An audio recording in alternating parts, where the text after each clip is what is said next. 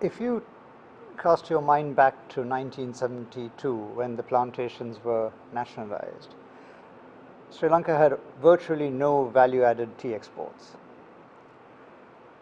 Nationalization forced on us a new paradigm. By itself, I think nationalization was a retrograde step. It didn't help the industry at all. The huge body of intellectual capital that was represented by the plantation community at the time was virtually expelled. And they went off and became our principal competitors now by setting up a rival tea industry in Kenya. So we made a huge strategic mistake. As important as land reform was, we set about it in a very unprofessional way.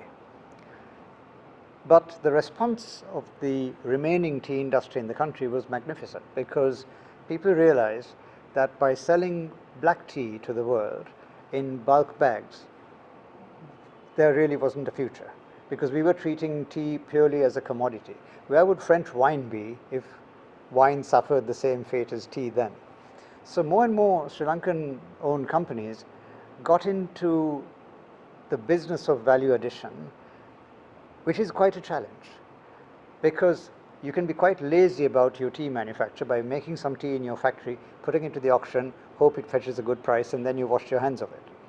But the people who take it from that point, and whose challenge is to take it to the world, discover markets, build and develop those markets, and each market's got its own quirks and peculiarities, so it's quite a challenge. Those are very special people. And we were fortunate in the 1980s and 90s to have several very clever entrepreneurs stepping into this stage of building value into Sri Lanka's tea exports.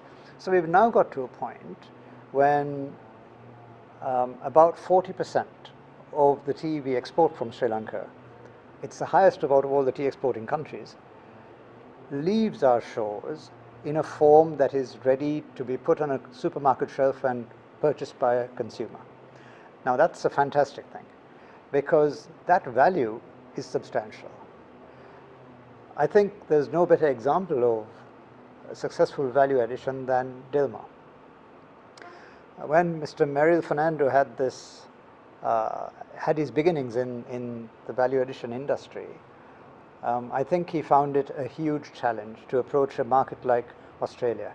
But I think now Dilma's a household name, for example, in Australia. It takes a lot of marketing, a lot of promotion, a lot of brand consciousness and aggressive marketing to get to that kind of position.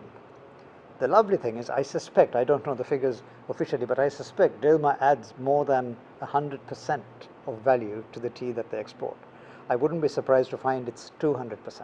And that's fantastic, because for every kilo of tea that formerly earned $5 in the auction, we're now getting $15, or Dilma's getting $15, and good for them.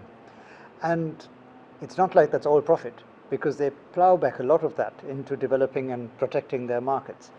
And they've been zealously guarding the Ceylon brand, because that's where they see their principal value proposition. If they feel that if Ceylon continues to be the world's premium tea, and Dilma's name is tied to that, it reduces their advertising burden hugely, because then they've got a product that already the world knows really well. It's like having Rolls-Royce engines on planes. That carries a huge reputational dividend. And I think Dilma's found that, and they exploit it very well. But many other companies, exporters too, have got onto that bandwagon, if you will, and are doing an excellent job in promoting Sri Lankan tea and adding value in ways that you wouldn't believe. There's some teas you see on specialty tea shop shelves in Japan, for example, or in China. That would be $300 or $400 for a little pack, because it's so well, of course the tea is excellent to start with, but it's so well packaged and conveyed to the consumer that the consumer feels proud to buy it. So many other commodities, or I shouldn't say commodities, but products have got to that kind of level, if you think about it. The way in which Scotch whiskey gets packaged now is so different from the way it was 50 years ago. You need that fancy, classy packaging, because today's consumer is sophisticated, and if you don't provide them with a sophisticated product, they don't even if it's a really good product, they don't appreciate it as much.